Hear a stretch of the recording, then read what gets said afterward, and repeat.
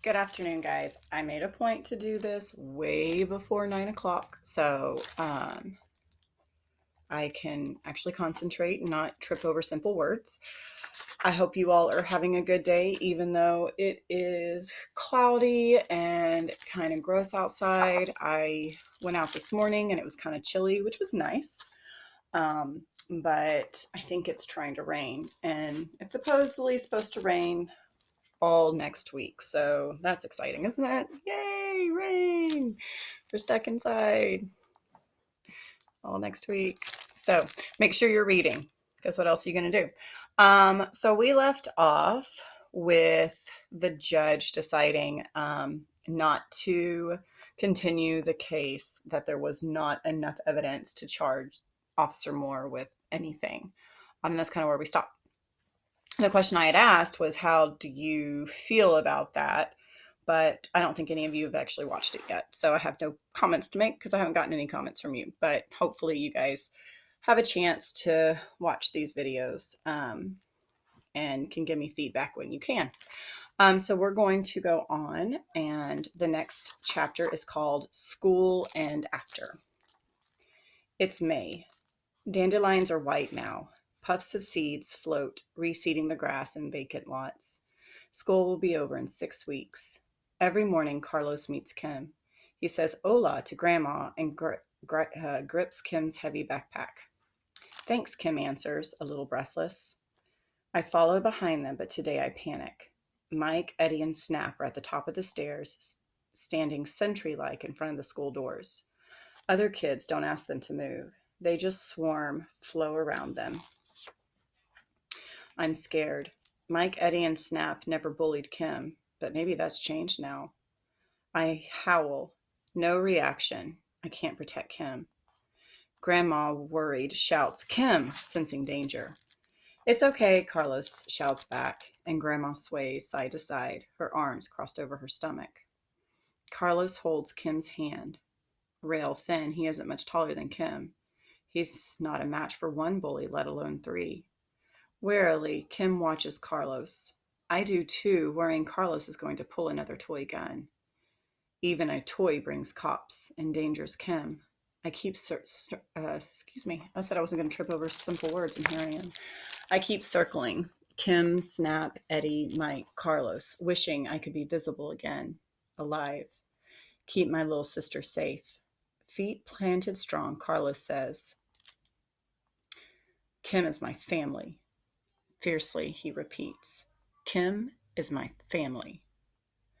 Eddie steps one step down, face to face with Carlos, closer to Carlos and Kim.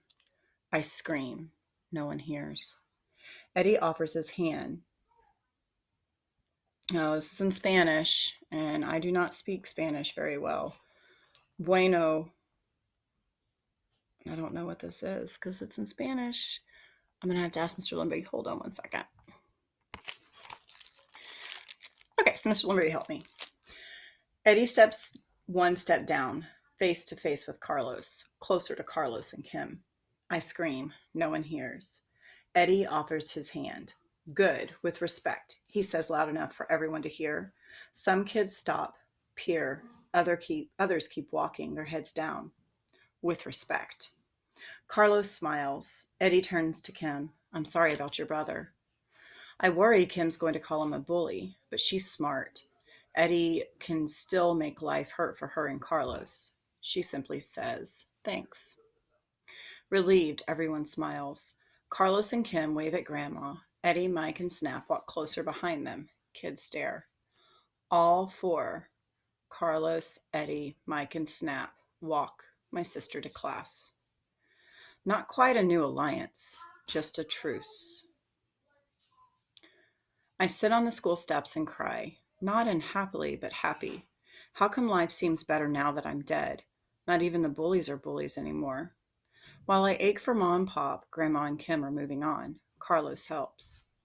Life is better. When will I get to move on? When will Emmett, the other ghost boys? I stand yelling. No one hears, sees me. I yell and yell. Not fair. The school bus rings. Carlos walks Kim home. He snaps a tree branch, then snaps it again. Drumsticks. He taps, taps buildings, steps, the metal trash cans, quick snapping, sharp. Both of us like percussion. Maybe we could have saved money to buy drumsticks. Kim skips, dances. Birds skitter and glide. Even the sun seems to smile. My sister is having fun again. She shouts, faster, faster. I dance alongside them. They can't see me. Carlos taps it on a trashed television in the street.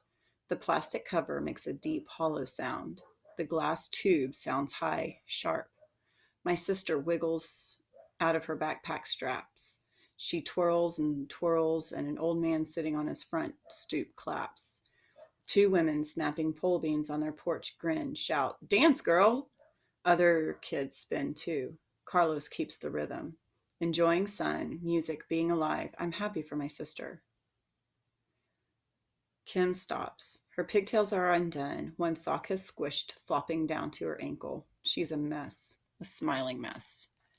Then her smile disappears.